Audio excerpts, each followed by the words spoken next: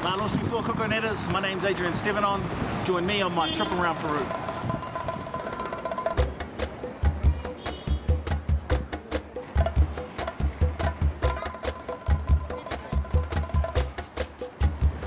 This is the main center in Cusco.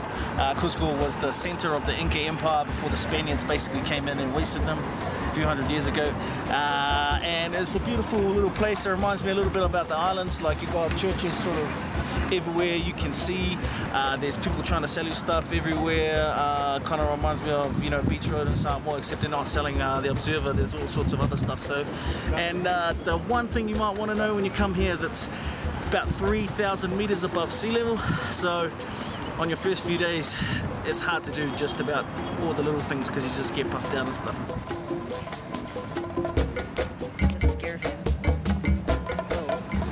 My mate Tule Epa comes here. I hope he doesn't get any ideas.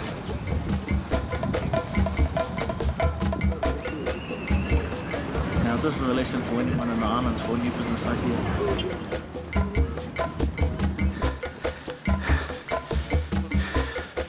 One of the things about this place that you need to know is they love steps. Steps bloody everywhere. And I hate steps. Seriously. I've been here a day and I'm over these damn steps.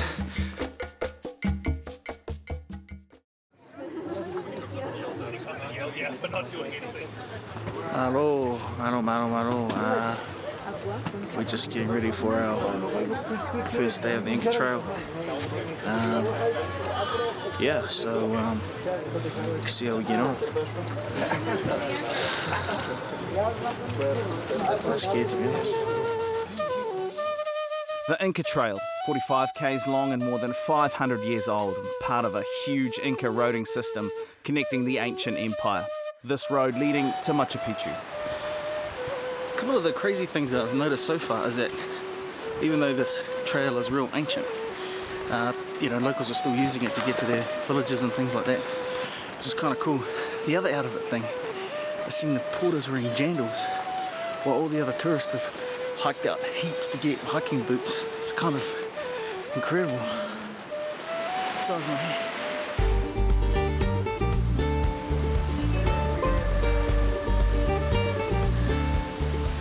Did you see that? These guys are amazing. I hardly anything on my back, struggling like buggery, and they're gonna go ahead of us. They're going to set up camp, they're gonna make the meanest feed, and then they're gonna do it all over again for the next 3 days. It's amazing. Apparently these dudes love being way up close to their God. I'm glad my God's down on earth. We're all the way up there. Just going to show you a few things up here from the top of Dead Woman's Pass. It's 4,200 meters up this damn mountain. Right down there,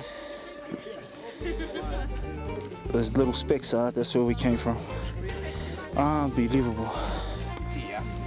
Another thing that's unbelievable is the ruins along the trail. This one thought to be for Inca astronomers who, like Polynesians, have an obsession with the stars.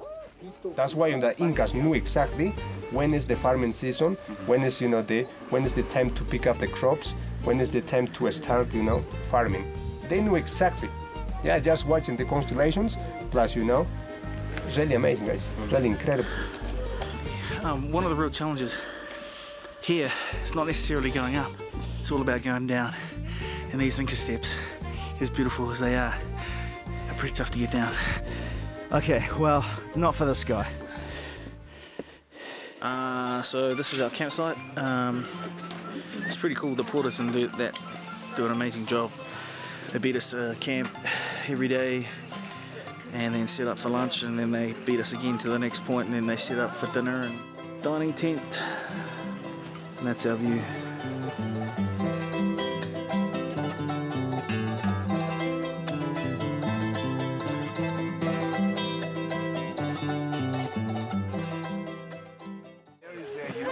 Okay, coconetas, 4 days walking for this. Mucho incredible.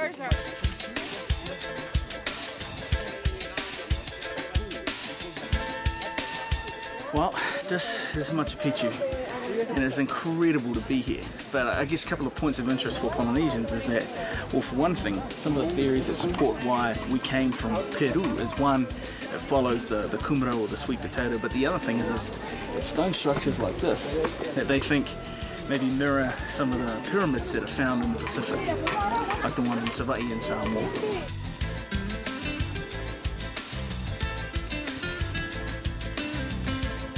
Another point of interest about this place, especially for the Tongan masons out there, is that the entire structures here have no mortar whatsoever. So all of the bits here are all cut perfectly, all the rocks perfectly to match the rocks below it and above it, which is pretty amazing.